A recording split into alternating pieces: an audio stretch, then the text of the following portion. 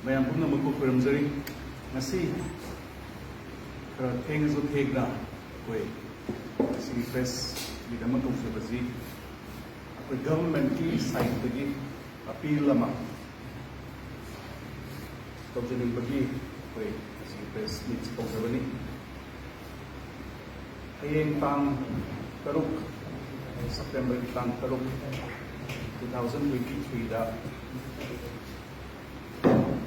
COCOMI की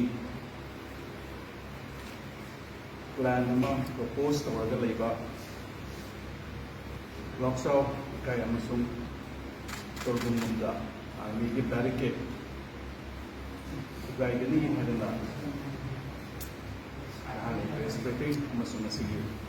media channels यावबीरंबा मयामदु government की site की अपील तौजरी सिगी प्रपोज सिगी प्रोग्राम सी विड्रॉ तौबीनबा हाइदना गवर्नमेंट की साइट की अपील तौजरी हौजिक बैरिकेड्स यामना नुआइतना COCOMI हाइबीबा बैरिकेड सी अयामदना जो remove तौखबनी aduga yamna koi praja kaya mayum thadoga tawjung area dagi atopa jaga relief camps kay gida laiba praja kaya so haugiba numit kharani sida masama sagi yum tawjung da laiba koi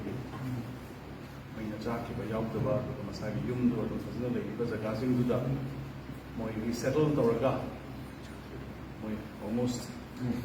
approximately 700 kuba muzi amo resettle tawraga leirabani aduna hayengi sigi program ji koi government side ki amuka hanna appeal tawjari government na paikhat leiba security provisions duga security steps yang government na tawjari leiba steps and lead manipuri praja pumnamak loina na organizations punamak mo in particular si COCOMI na hairakli government side ki appeal tawjari basically mayam government ki side lagi appeal haizaba mayam ji support tawbina baina mak appeal tawjari ana hayeng ye September ta taruki sigi plan na sigi program je we don't tawbina baina mak amukan appeal tawjari department ko mo ko na tawjari